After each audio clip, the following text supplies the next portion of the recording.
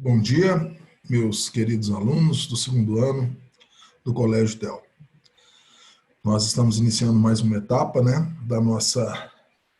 do nosso distanciamento social, das nossas aulas em regime diferenciado.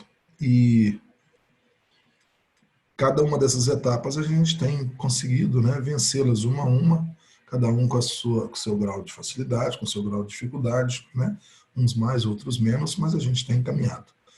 Talvez não tenha sido exatamente como deveria ser, da melhor forma, porque é isso que a gente se propõe a fazer para você, um ensino de excelência, mas dentro das nossas limitações, a gente tem tentado fazer o máximo, então, para passar esses conteúdos para vocês de uma forma que fique bem fácil de se compreender. Então, hoje a gente vai dar sequência, nós estamos entrando agora no capítulo 4 do nosso livro 2, tá joia? O nosso tema agora é a Primeira Guerra Mundial. Nós já estudamos os Estados Unidos no século XIX, depois nós estudamos o imperialismo e suas consequências, e, como eu disse na aula anterior, do imperialismo, o que vem? Do imperialismo vem a guerra. Porque, como eu disse para vocês, o que é a Primeira Guerra Mundial, senão um choque entre os interesses imperialistas, não é isso?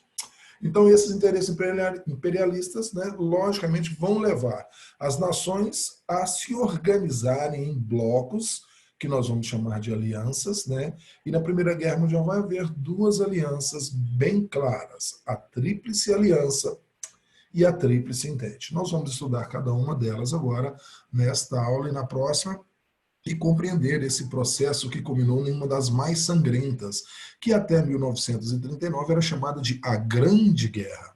Por quê? Porque foi a primeira Grande Guerra. Depois, de 1939 a 1945, o mundo vai voltar a um conflito dessas proporções e vai ser chamado de Segunda Grande Guerra. Então, nós vamos, então, a partir daí, chamar de Primeira Guerra Mundial e Segunda Guerra Mundial. Beleza? Então, eu vou compartilhar com vocês nesse momento esse PowerPoint aqui. Deixa eu dar uma olhadinha só no horário aqui. No meu celular, meu companheirinho fica aqui do meu lado. 8h40. Para a gente fazer uma aula redondinha com relação ao tempo, para não ficar muito pesado para vocês, já que nós temos uma sequência aí, desse assunto aí em duas aulas, tá certo? 8h40, então essa aula nossa vai até 9h20. Então, vamos lá. Vou compartilhar com você a minha tela, com um PowerPoint que eu preparei para vocês, exclusivamente para vocês, onde a gente vai falar sobre esse conflito de proporções mundiais. Ok? Então, a gente vai começar aqui. Deixa eu tirar essa telinha aqui da frente, para a gente poder começar. Então, vamos lá. Eu espero que você esteja visualizando tão bem quanto eu aqui. A Primeira Guerra Mundial, ela vai de 1914 a 1918.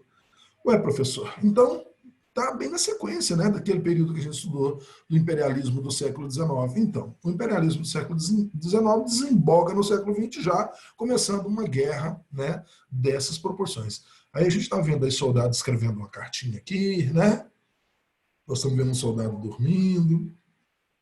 O outro, eu não sei se está fazendo uma oração ou se está usando um tipo de telescópio aqui, para ver lá na frente, sem pôr a cabeça para fora. O outro olha entre as frestas dos sacos de areia.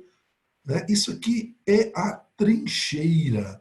Essas valas rasgaram a Europa. Começou com uma estratégia de defesa e de manutenção de território e acabou se transformando na única forma de se preservar, uma guerra que durou aí, de 1914 a 1918, a maior parte dela vai ser dentro dessas trincheiras. Por isso a Primeira Guerra Mundial é chamada de Guerra de Trincheiras. Ela vai se dividir em 3 fases distintas. A Primeira Guerra de Movimento, 2 meses apenas, depois a Guerra de Trincheiras, que vai até 1918, e depois, com a entrada dos Estados Unidos e da Rússia, começa a haver uma maior mobilidade e as posições vão se definindo e a saída da Rússia e a entrada dos Estados Unidos, as posições vão se definindo e passa a ter uma segunda guerra de movimentos. Então seriam essas três fases. Não são todos os autores que têm essa mesma percepção, tá? Não são todos que dividem, né, historiadores que dividem a história da Primeira Guerra Mundial desta fase. Tá? Tem gente que faz só Primeira Guerra de Movimento, né? Primeira parte Guerra de Movimento, segunda parte Guerra de Trincheiras. Beleza?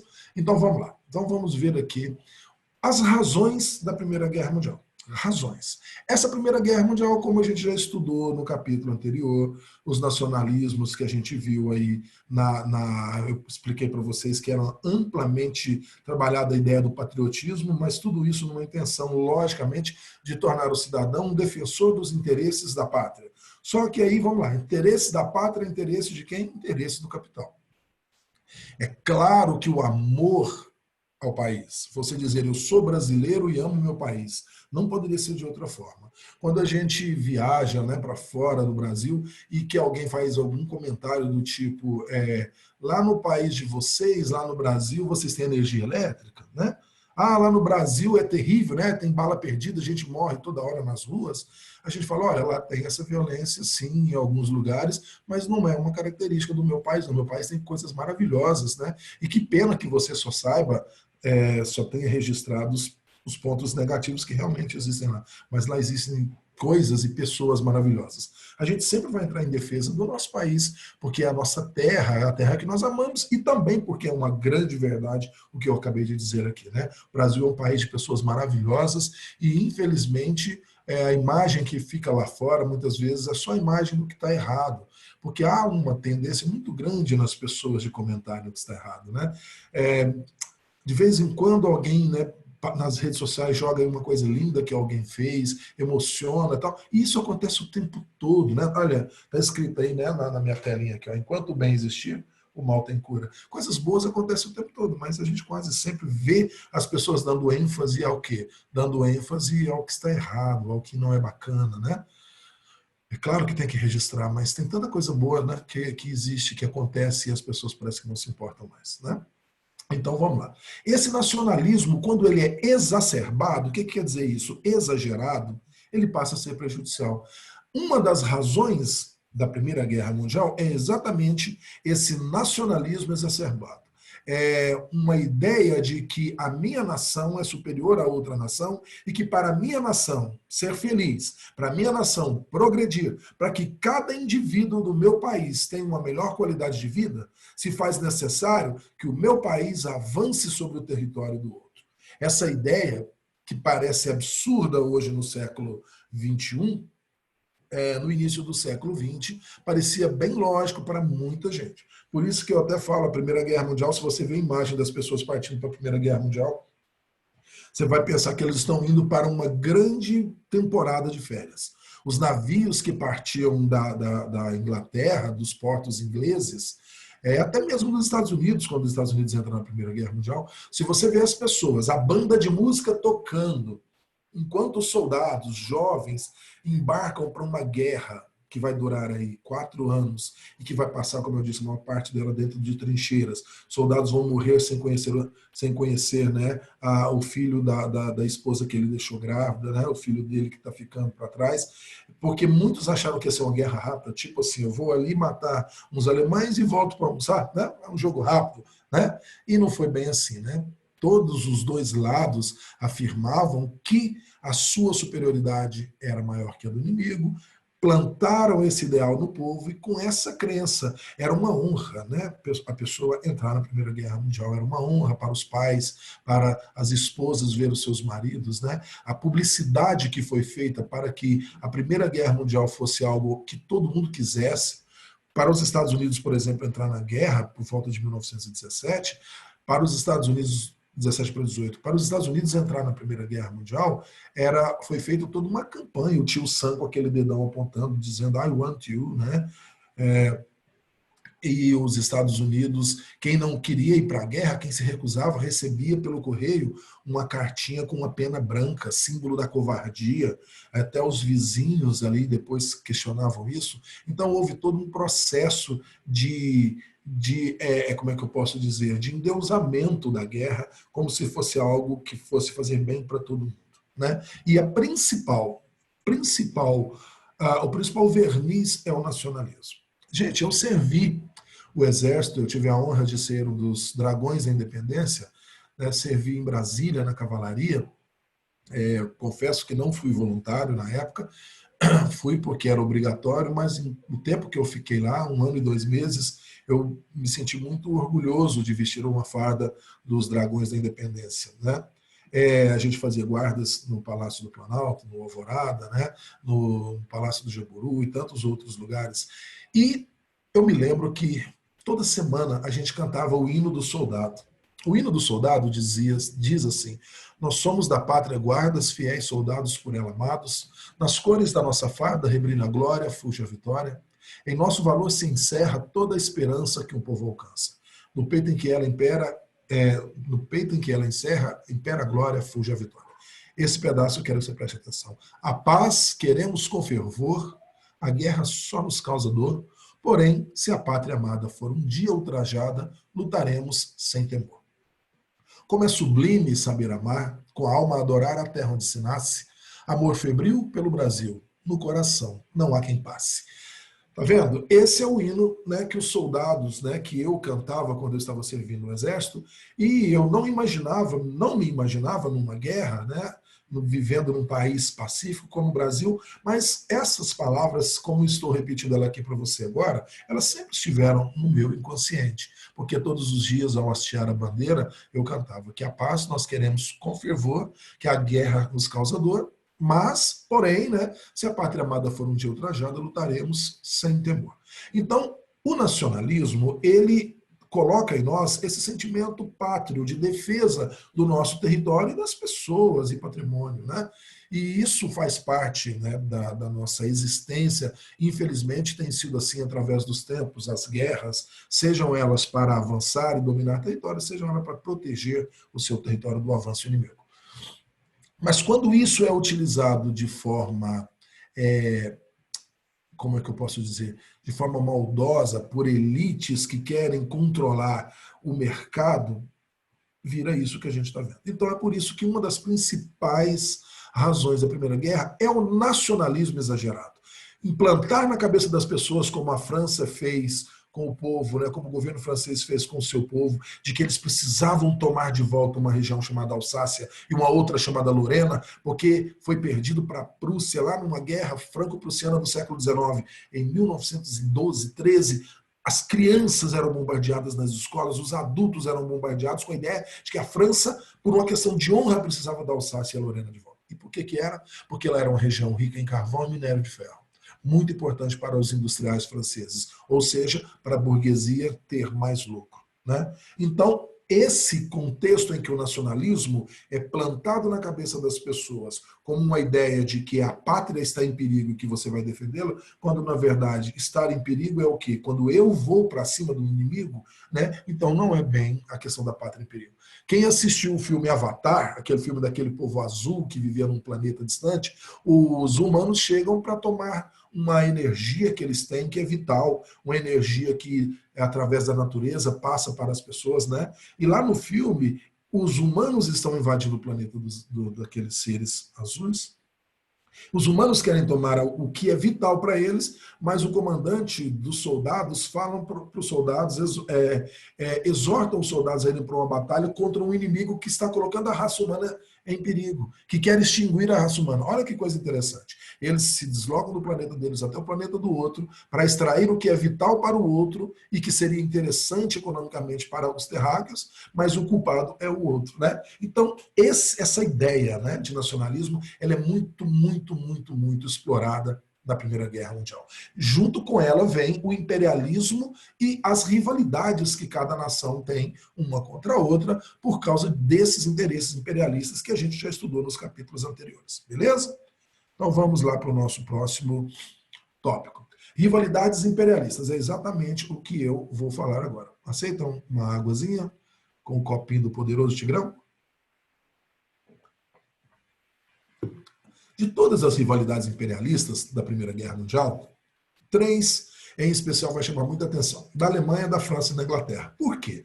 Essas nações estiveram, né, em conflitos diferentes através dos tempos. Quem não se lembra aí, né, vocês já estudaram da Guerra dos 100 Anos entre França e Inglaterra, né? A guerra entre a França e a Alemanha, quando a Alemanha ainda se chamava Prússia, Guerra Franco-Prussiana. Quantas guerras entre Inglaterra e França, as guerras napoleônicas, a guerra que forçou a família real portuguesa a vir para o Brasil em 1808, porque a França havia decretado um bloqueio continental, não é? Então, França e Inglaterra, através dos tempos, vão estar em lados opostos, mas nesse momento, por incrível que pareça, as duas vão estar do mesmo lado. Beleza? Vamos começar então com a rivalidade entre Alemanha e Inglaterra. Lá na frente vão entrar outras potências, como o Império Austro-Húngaro, né, Rússia, mas vamos começar no nosso passo a passo aí com Alemanha e Inglaterra. Onde que começa essa rivalidade imperialista? Nossa, isso vai muito lá atrás. Nós vimos aí, né, nós já estudamos lá no primeiro ano, quando a gente estudou a Revolução Inglesa, lembra do Oliver Cromwell, que decapitou o rei Carlos, né, da dinastia dos Stuart, o Carlos I? Lembra que o parlamento britânico implantava, né, naquele momento, o parlamento inglês implantava naquele momento um novo regime, que era uma república, a República de Oliver Cromwell, que depois se intitulou Lorde Protetor da Inglaterra e virou um tirano, né, uma espécie de rei burguês. E lá houve um disparo da economia inglesa, não foi? Então, a partir dali, daquele momento, a Inglaterra ela deslancha dos demais países da Europa e vai acelerando o processo da chamada Revolução Industrial. E a Alemanha? Quem é a Alemanha nesse momento? A Alemanha é aquele país atrasado, né? A Alemanha é aquele país que teve uma demora imensa na Europa a formar seus estados nacionais. Nós vimos a unificação da Alemanha, a unificação da Itália, como foi demorado o processo. Né? Tanto a Alemanha quanto a Itália tiveram lutas pela unificação, quando vieram as grandes navegações lá no século XV, né, 1492, a América está sendo descoberta, a América vai vir espanhóis para cá, vão vir portugueses para cá, espanhóis, portugueses, depois os franceses e holandeses estão sempre atacando a América. Onde que está a Alemanha nesse momento? Né? A Alemanha ela sofre um retardo nesse processo de expansão desde lá de trás, quando ela demora a formar um Estado Nacional unificado. Então, agora no século XX, a Alemanha ela tem sérios problemas de falta de matéria-prima para o tamanho do crescimento das suas indústrias. Olha que antagônico, olha que contrário. Você é um país que tem uma capacidade produtiva crescente, porém te falta matéria-prima. Por quê? Esse copinho aqui de plástico, para fazer esse copinho, precisa da matéria-prima para fazê-lo. A Alemanha está crescendo muito no século XIX e XX. Porém, ela tem dificuldade porque o seu território não é suficiente para produzir toda a matéria-prima. O mercado consumidor interno já é pouco para consumir tudo que a indústria fabrica. Então, a Alemanha precisa expandir. É o que nós vamos chamar de colônia. E isso incomoda por demais quem? A toda poderosa Inglaterra, que já tem há muito tempo, já detém a hegemonia. O que significa essa palavra? Hegemonia. Hegemonia é o controle, né? O controle sobre alguma coisa. A Inglaterra tem o controle sobre o mercado internacional. Então, olha lá. Alemanha e Inglaterra. O crescimento da indústria alemã incomodava a hegemonia britânica no comércio internacional. Ou seja, à medida que a Alemanha está crescendo e ela começa a concorrer com a Inglaterra no mercado internacional, isso incomoda os ingleses e já nasce aí uma rivalidade. A Alemanha, por sua vez, ela objetivava expandir suas áreas de influência para suprir a necessidade crescente da sua indústria, foi o que eu falei, colônias. Ela tinha uma ideia, né, fixa de abrir uma ferrovia que ligasse Berlim, né, na Alemanha, a Bagdá. Olha para você ver, Ocidente e Oriente. Isso viabilizaria tanto a ida como vinda de matéria-prima, de produtos, de pessoas. Lógico que essa ferrovia Berlim-Bagdá era, né, o terror para a Inglaterra. Nesse período aí, ainda existe ali no Mediterrâneo, né, o Império Turco-Otomano. Ele já não é mais aquela potência que chegou lá, né, devastando ali a região de Constantinopla, já não é mais aquele império poderoso que se formou, né, que coloca fim à chamada Idade Moderna, a Idade Moderna é da início contemporânea, mas, melhor, a média é da início moderna, mas com certeza, é ainda uma soma, né, de soldados e economia que pode ajudar a Alemanha. Produção de ferro e aço na Alemanha era tão grande que superava a produção de aço da França e da Inglaterra somadas, tá vendo? Então, isso já começa a levar a Alemanha e Inglaterra e França para lados diferentes. O crescimento da Alemanha incomoda tanto a França quanto a Inglaterra, beleza? Teve, né, lá atrás, lá por volta do século XIX, 1881, a Guerra Franco-Prussiana. O que acontece? Os franceses vão perder uma região conhecida como Alsácia e Lorena, que eu disse para vocês que é uma região rica em carvão e ferro. Perde para a Prússia, correto? A França tem que abrir mão dessa região rica em carvão e ferro, que naquele momento talvez não fosse tudo isso que vai ser, que está acontecendo agora no século XX. A França está louca para retomar essa região da Alsácia e da Lorena. Olha o professor aqui, ó, um professor francês. Isso aqui é uma pintura, né, de Albert Betanier, feita em 1887. Ela é uma pintura que mostra o professor dando uma aula mostrando o revanchismo francês. O professor aponta para a região da Alsácia e da Lorena e mostra para esse aluno e para os demais alunos que essa é uma região que deveria estar sob controle francês e que eles devem muito odiar o governo da Alemanha por ter tomado essa terra deles. Tem uma cartilha, eu procurei essa imagem e não consegui, eu tinha ela muito tempo atrás em um livro, de um soldado alemão arrancando os braços de uma menininha francesa. Para você ter uma ideia, essa imagem de um desenho, ela é de uma cartilha de criancinhas que estão sendo alfabetizadas. Ou seja, uma imagem tão pesada de um soldado alemão pisando nos pés de uma criança francesa, uma camponesa, pequenininha, e arrancando os braços dela e sangue jorra pelas cavidades. Essa imagem tão brutal estava nos livros, né, franceses que ensinavam crianças a aprender a ler e escrever. Já mostrando que essa criança tinha que ter um temor aos alemães, né? E temor leva ao quê? Leva à agressividade. Né? Entra um morceguinho dentro da sua casa, coitado, é um morceguinho silvestre, ele come frutinhas, né? E você pega a chinela e pega tudo que tem e joga no morceguinho, né? Por quê? Porque Hollywood, né, transformou o animalzinho aí, que é tão importante aí dentro do processo aí da ecologia, né? Tão importante aí na questão de ele pega a frutinha aqui, depois, né, joga lá na frente, defeca lá na frente e vai revitalizando e vão nascendo outras frutas. Então o animal tem uma importância muito grande aí na cadeia alimentar de outros animais, mas Hollywood transformou no vampiro, transformou no monstro, e aí quando o morceguinho entra, todo mundo já cai de pau no bichinho, né? Medo e agressividade. Os alemães vão sofrer isso na mão dos franceses. Medo de uma criança, de um soldado alemão, implantado lá no começo, esse medo, quando ele for um soldado com arma na mão, ele não vai hesitar em matar um alemão. Né? O revanchismo francês é um dos pontos do revanchismo das rivalidades imperialistas. Mais tarde, em 1914, isso vai ser colocado à prova. Também há um revanchismo muito grande numa região chamada Península Balcânica, ou simplesmente região dos Balcãs.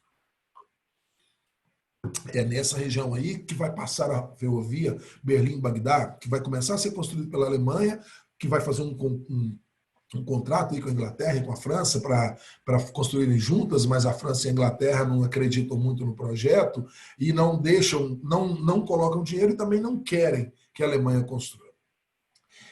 Os povos eslavos. Gente, essa região, eu tenho uma imagenzinha aqui, olha. Essa aqui, tá vendo aqui a Itália, aqui, ó, pra gente reconhecer. Eu gosto sempre de mostrar o mapa da Itália, que parece um botinho aqui, né?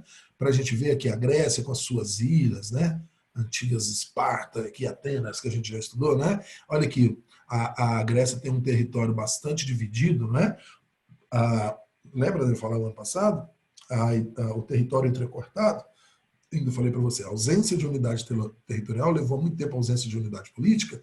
A Grécia cresceu como cidades-estados, né? Tá. Aqui nesse momento não. Aqui a Grécia está aqui, ó, parte muito influenciada ainda pelo domínio turco-otomano. Isso aqui vai durar até mais ou menos 1912, né? Quando 1910, 1911, 1912 vai haver a ruptura e os processos de independência nessa região aqui, tá? Várias nações vão surgir independentes, o Império Turco-Otomano, antes mesmo de começar a Primeira Guerra, ele já está perdendo muito poder. Beleza? Bom, aqui, gente, é a região onde vai acontecer uma série de conflitos, inclusive é aqui que vai começar. Nessa cidadezinha aqui, ó, Sarajevo, capital de um país chamado Bósnia. É aqui que vai começar a Primeira Guerra Mundial. De todas essas nações envolvidas, França, Inglaterra, Rússia, Império Austro-Húngaro, quem vai começar? Essa pequenina nação aqui, chamada Sérvia, vai começar essa guerra aqui, por causa de um atentado chamado de terrorista, para uns de nacionalista, para outros, por outros, né? O atentado chamado atentado de Sarajevo, que é a morte do Franz Ferdinand, ou Francisco Ferdinando, arquiduque herdeiro do trono da Áustria. Beleza? Então, só para você conhecer aqui a região onde vai acontecer as principais tensões da Península Balcânica. Essa região ela é cheia de povos de origem eslava. Né? Nós temos aí vários povos que têm descendência eslava. Igual nós, brasileiros. Nós não temos uma descendênciazinha lusitana. Muitos brasileiros não têm descendência de português. Nós não temos descendência africana. Muitos brasileiros descendem diretamente de famílias portuguesas, famílias africanas, não é? Eu, por exemplo, pela minha cor da pele, é claro que eu tenho uma porção muito grande de África em mim. Posso ter também uma porção muito grande de indígena, né? Eu não sei aí, não puxei a árvore genealógica da minha família, mas eu tenho aí uma mistura de raças. Aquele monumento que tem lá na Praça Cívica, 3 estátuas segurando a pedra, é um monumento às 3 raças, o branco europeu, o negro africano e o indígena brasileiro. Então, aquela ali é a nossa etnia, a nossa origem. Essa região balcânica, a etnia que predomina é de eslavos, né? Os povos eslavos que migraram para essa região aí, desde lá da chamada das invasões bárbaras, né? Então, muitos desses povos eslavos organizaram-se em países e se tornaram independentes depois do Império Turco-Otomano, nasceram várias nações ali, e o que acontece? A Rússia, olha aqui que bacana, a Rússia, que também é de descendência eslava, tem um projeto chamado pan-eslavismo. Pan-eslavismo. A palavra pan, em grego, significa tudo, todos, né? Lembra da pandemia, né? Pandemia, uma doença pan que ataca a todos. Lembra aí como é que a Terra, quando ela toda era unida, era toda um bloco só, toda a Terra. Pangea, toda a Terra, não é isso? Quando vai ter jogos aqui na América, e esses jogos são para todos os povos da América, como é que chamam? Jogos pan-americanos. Então a palavra pan-eslavismo quer dizer todos os eslavos. É o nome do projeto da Rússia, projeto pan-eslavista. O pan-eslavismo russo prega que a Rússia será a grande irmã protetora dos eslavos, né? A Rússia é a grande irmã. Essa região ali, eles gostam muito dessa analogia de o irmão mais velho que cuida dos pequenos. O próprio Stalin lá na União Soviética, né, o carrascão lá do Stalin, ele vai usar muito essa imagem de o irmão que cuida de todos. Não é à toa que vai acontecer vai ser escrito um livro criticando essa proteção. O livro se chama The Big Brother, né, o grande irmão, que é uma história fictícia, né? Fictícia, de uma cidade que todos eram filmados, todo mundo sabia, e o grande irmão sabia tudo que estava acontecendo. Isso aí deu origem, né? O Big Brother aí, que já vai para não sei quantas edições no Brasil, que, me desculpa aí quem gosta, eu particularmente acho patético. Bom, essa é a minha opinião, não costumo dar muito a minha opinião não, mas não consigo entender aquele programa, não consigo entender pessoas ficarem em casa olhando a vida dos outros daquela forma. Bom, esse pan-eslavismo aí da Rússia, né, que a Rússia, ela quer que todos os povos eslavos estejam sob o seu controle, como sendo ela a grande benfeitora, a grande protetora, nada mais é do que um projeto onde, se todo mundo se aliar à Rússia, entregar o governo para a Rússia, entrega também a fábrica, entrega também o povo que compra, o mercado consumidor interno, entrega também as reservas, né? Sejam elas econômicas, sejam as reservas de matéria-prima, sejam os minérios, o que for que tem ali do país anexado, protegido pela Rússia, passa a ser de controle da indústria russa. A prova disso vai acontecer aí na União Soviética, lá por volta de 1924, 25. As nações que se ligam à União Soviética voluntariamente depois têm que fazer rebeliões, têm que pegarem armas para sair das garras, né, da Rússia. A Rússia vai começar a russificar todo o leste da Europa, né?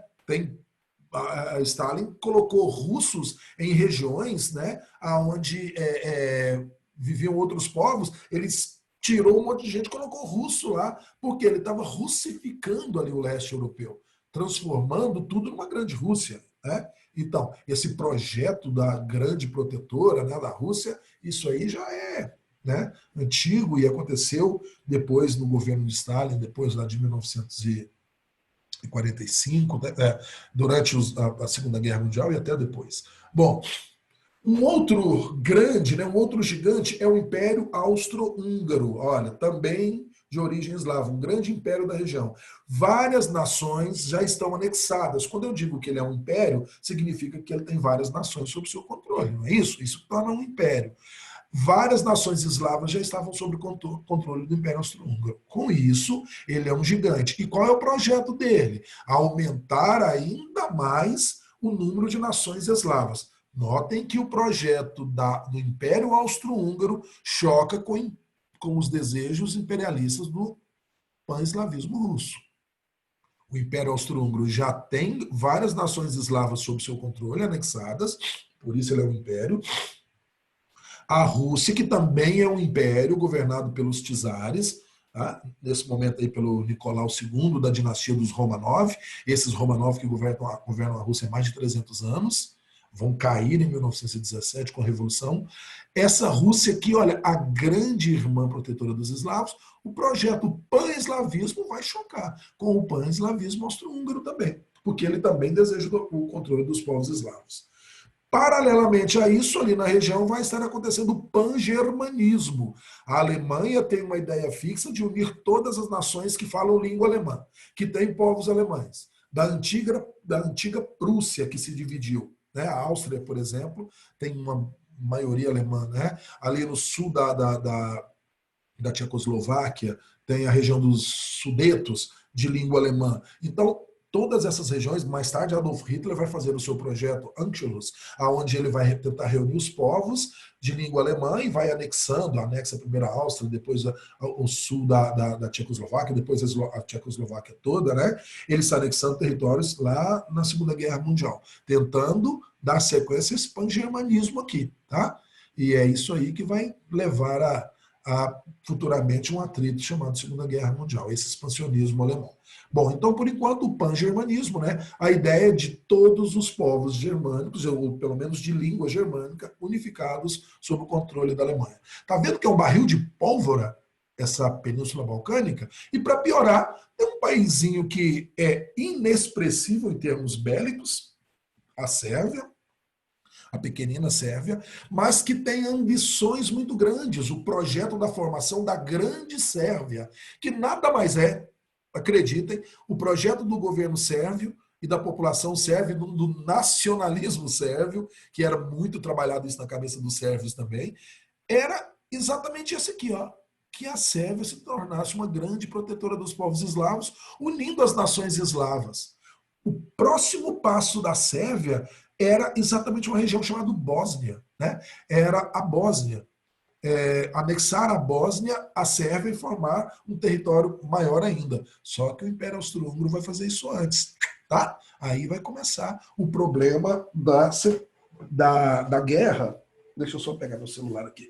Da guerra, deixa eu ver quantas horas. Faltam 8 minutos. Que vai levar aí o mundo, né, a esse conflito de proporções tão grandes. Ok? Bom, então, entendemos aí o cenário? Está claro para todo mundo o cenário?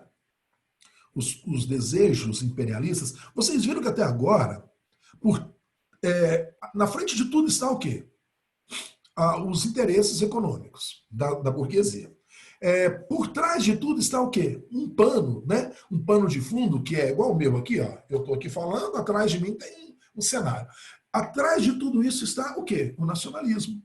Nenhum presidente de nenhuma dessas repúblicas aí chegou na frente da população e falou: nós vamos travar uma guerra com os alemães porque eu quero de volta a região da Alsácia-Lorena, porque lá tem carvão e ferro. E é muito importante porque assim os burgueses, as indústrias do meu país vão ficar mais ricos. Não.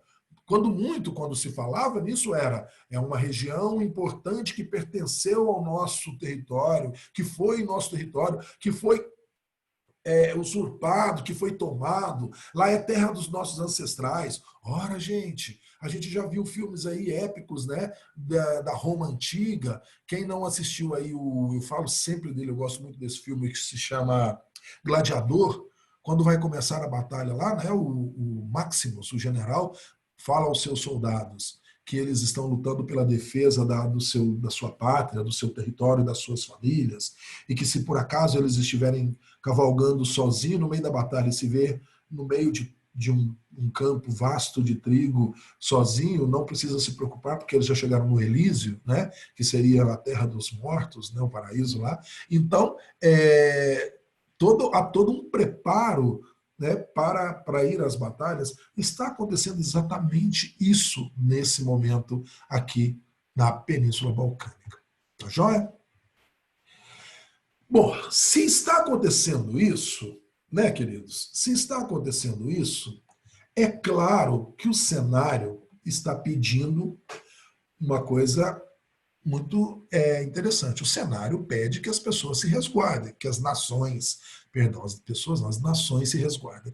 Daí vem, né, eu coloquei essa frase em latim, eu gosto muito dessa frase, ela está na entrada do Museu do Forte de Copacabana, lá no Rio de Janeiro.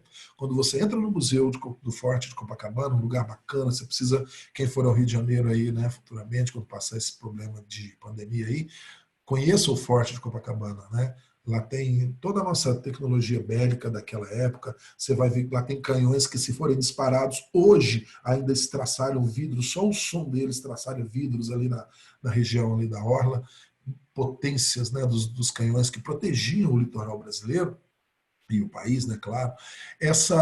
Lá na entrada do museu está escrito "Silvus pacem para bellum", que significa "se queres a paz, prepara-te para a guerra", bellum. Por isso que de bellum derivou quais palavras? Bélico, né? Tudo que é bellum é guerra. Bélico vem de guerra.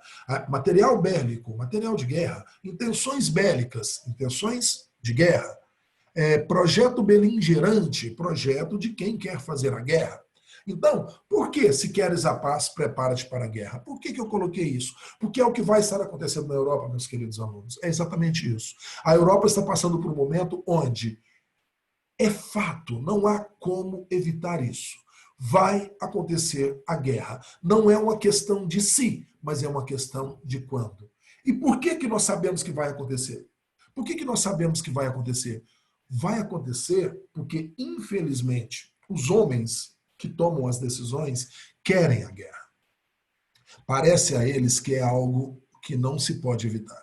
É muito interessante que na Segunda Guerra Mundial, França, Inglaterra e Estados Unidos vão evitar pra caramba entrar numa guerra. Vão deixar o Hitler avançar, fazer o diabo e não vão entrar numa guerra contra a Alemanha, porque os resultados do final da Primeira Guerra Mundial foram catastróficos para os europeus. Os Estados Unidos não, achou maravilhoso. Os loucos anos 20, a superprodução, acharam maravilhoso. Mas os franceses e os ingleses, quando terminou a Primeira Guerra Mundial, que eles ganharam, para você ter uma ideia, quando terminou a Primeira Guerra Mundial, o governo da França estava colocando cartazes para todo lado, pedindo às pessoas que adotassem crianças sem pai. Para você ter uma ideia de como estavam os vencedores. Por aí você tira uma ideia da Alemanha que perdeu. Então, a Primeira Guerra Mundial foi uma lição. Na Segunda Guerra Mundial, eles já tentaram evitá-la. A primeira não, eles queriam a guerra. Acreditavam que a guerra era a solução para todos os desejos, todos os anseios imperialistas. E aí, acontecia o quê? Um mundo em paz, mas ao mesmo tempo sabendo que vai acontecer uma guerra, produzindo armas. A corrida armamentista. Enquanto se costura alianças, um lado começa a se aliar, um grupo se aliar a outro por interesses congruentes, o inimigo do meu inimigo é meu amigo, né? Então, à medida que isso vai acontecendo, eles vão produzindo armas, porque sabe que a guerra é inevitável. Esse período é chamado de paz armada. Exatamente por isso, porque é um período em que estão se produzindo armas, mas não há nenhuma declaração de guerra. As duas mãos se cumprimentam, mas os dedos parecem revólveres, pistolas, né, apontadas para o outro lado.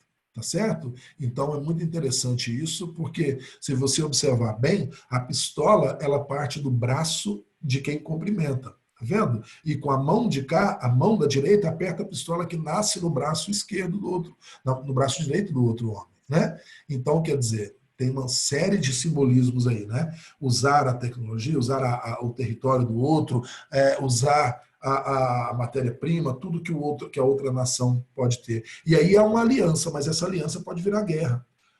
Eu posso estar do mesmo lado que você, mas de repente por interesses econômicos, em determinado momento eu posso mudar de lado. Foi o que aconteceu, por exemplo, com a Itália. A Itália começa a guerra do lado de quem? Da Tríplice Aliança. Itália, Império Austro-Húngaro e Alemanha. Só que a guerra começa e a Itália fica neutra, ela não vai.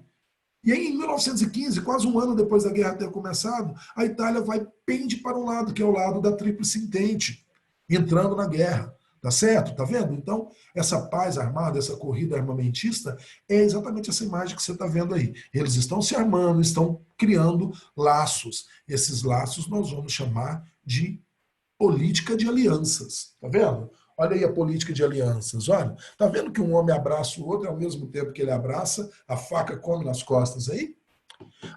Por quê? Porque esses dois lados que se aliaram por interesses. A Tríplice Entente, formada por França, Inglaterra e Rússia, se formou com qual interesse? Proteger seus objetivos. A Tríplice Aliança, formada por Império Austro-Húngaro, Itália e Alemanha, se formou baseada em quê? Laços de amizade, laços de cooperação, nada disso. Se formou porque Itália tem interesse expansionista. A Itália, assim como a Alemanha demorou a formar seu Estado Nacional, ela queria o quê? Colônias. Ela queria território, ela precisava disso. Itália e Alemanha, na corrida por colônias lá do século XV, ficaram paradas no tempo. Cristóvão Colombo é da onde? É de Gênova, na Itália, e ele viaja e descobre a América, né? A América viajando por quê? Pela Espanha. Por que ele não viaja pela Itália? Um dos maiores navegantes daquele momento. Porque não há um projeto de grandes navegações da Itália, porque a Itália está atrasada lá no século XV.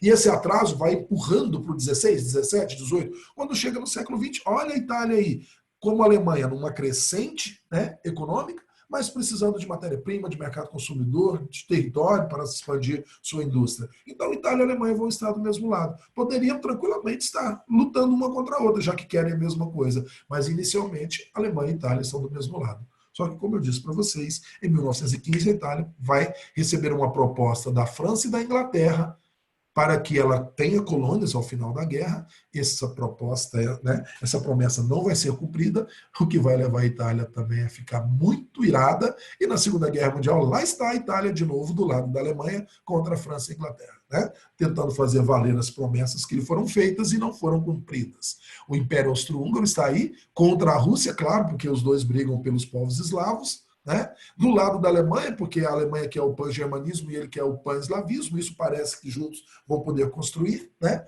Então, está aí o que nós chamamos de política de aliança. E é exatamente isso aí, ó. O abraço não é fraternal. Fraterno, né? Vem do grego irmão, fratello, não é um abraço de irmãos, é um abraço de interesses, ok? Isso a gente vai continuar vendo no nosso próximo encontro, na nossa próxima aula, que vai dar sequência, e aí a gente vai ver que a Primeira Guerra Mundial vai começar exatamente aí nessa região tão tensa que é a região da Península Balcânica, tá? Com um passo mal dado por um grupo nacionalista sérvio chamado Mão Negra, liderado por um jovem chamado Gavrilo Princip, ok? Na próxima aula a gente então parte para esse outro momento e a gente vai compreender que toda essa, né, esse jogo de interesses, essas políticas de aliança vão culminar na guerra, né, sangrenta que ficou conhecida como a Primeira Grande Guerra. Ok? Então, um abraço a vocês e até o nosso próximo encontro.